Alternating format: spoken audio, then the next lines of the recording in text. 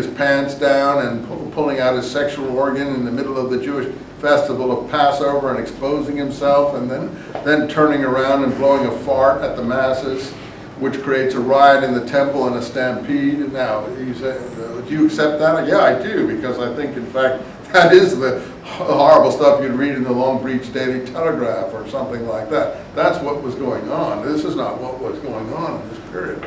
And then, of course, the people in the countryside beating everyone in sight after that occurred because of the riot that ensued, and 300 people were trampled to death, like you get in Mecca. And Josephus has that in both of his books. So again, this, whether Gamaliel ever gave the speech, I have no idea. But it's a common element in the Pseudo-Clementines. But let's look at the speech here, and then we can see where he got it from.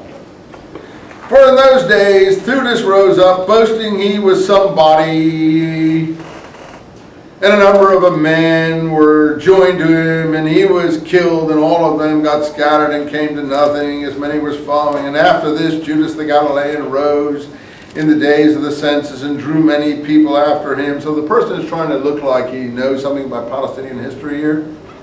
What's the problem here? No. Judas the Galilean, this is an event in the time of Jesus' birth. The census, 7 AD, comes about 35 years before Theudas, not after him. And, the person just quickly read Josephus and chucked this stuff in here.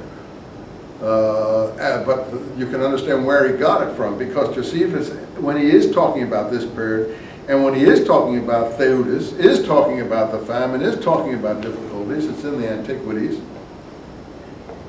And he does mention Judas the Galilean, because right after the coming of Theudas, he says, and after Theudas, and he doesn't just talk like this, he was somebody, and he actually describes the episode in detail. This is like someone who's read Josephus and just sort of like telling someone about it 6 months later or a year later from basically what he remembers, very poorly remembered and digested, but knows something. But when Josephus does talk about Theudas, he then talks after that, which is around 45 AD or so. In 48 AD, the two sons of Judas the Galilean were executed by the Roman authorities because as a preventive crucifixion, because they were afraid they were going to lead and cause more uprising and more disturbances. And then Josephus says that Judas the Galilean that rose up in the time of the census of Cyrenius and was and so on, in order to describe who Judas the Galilean was at that point, when his two sons are being executed, that the Gospels don't bother telling us about. Josephus mentions the census and who the father was. That's where they get the sequence from.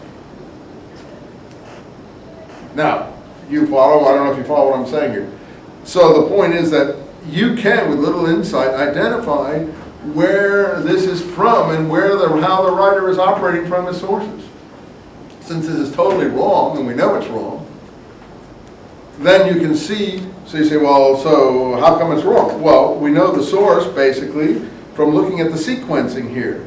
The sequencing is like this in the source, only he's left out something, the two sons. It's the two sons of Judas the Galilean who was executed or who rose up in the time of the census, who came after this. Of course, this wouldn't fit either into the sequence. Why? Because that's 48 AD, and this is not supposed to be 48 AD, this is supposed to be in the 30s. Right, Ron? Right. Yeah, it's totally out of whack. I mean, it's totally out of whack. If I put this into a courtroom, this would be thrown out immediately tomorrow. If I had a jury, a judge, the rules of modern evidence would be gone.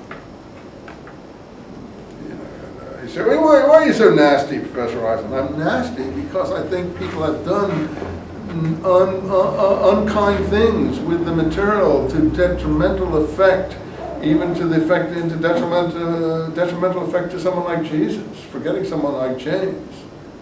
And the people who follow this are not even aware of it and care about Jesus. So we're actually doing a service to such people to try to, in fact, explain to them that their Jesus is not being treated with the dignity and the care and accuracy that they would require or that he would require. So it's not being cruel. It's the people who don't do this who are being cruel. Okay. So they were persuaded by him, line 40, and they beat them, and they said, don't speak, here's that name thing, don't speak in the name of Jesus. Wait, what were his sons' names? James and Simon. But in English, Jacob, and in Hebrew, Jacob and Shimon, I guess. But in English, James and Simon. Again, that may be where John and James, the two sons of Zebedee, come into play in the gospel. Probably that's where they get those two names from. The two thunder twins or brothers. That's probably where they get that particular pair from. Again, I can't prove any of that, but since you asked. Anyway, here we have the name again, line 40. And then line 41. So they left, hey, we're out of here, guys. And they suffered for his name, and they were, there we got the glue, daily in the temple, in the houses, preaching, so they were in the temple again. I ask you finally, if the early Christian community didn't care about the temple, why are they daily there? And what do they keep going back there for? Oh, they want to convert people? Okay, maybe that's it, but I think it's more than that. They care about the temple. I'm sure they did care about the temple. This movement, whatever it was very interested in the temple. It was like the scrolls, and it's extremely interested in the temple and the purity of that place. Chapter 6. This is a really important chapter because it introduces Stephen. Now, if you will recall from what I've said about the Pseudo-Clementine recognitions, that at this point in the discussions on the temple, the daily discussions on the Temple Mount, that the debates occur, and then the riot led by Saul, or at least the enemy is not identified as Saul per se. Marginal notes in some collections identify him, but that's not a sufficient identification. The identification that I think is important is the fact that he gets letters from the high priest to pursue the early Christian community to Damascus, which is the presentation of Paul here. So that's the basis of why it's a Paul character. At this point in the narrative there, Paul attacks James and throws him down the steps, leaves him for dead, and the community flees to the Jericho area according to that presentation. Here, rather, Stephen is introduced. And it's he who is attacked. Now, remember I told you about the exposing of oneself to the Jewish crowd of the Roman centurion?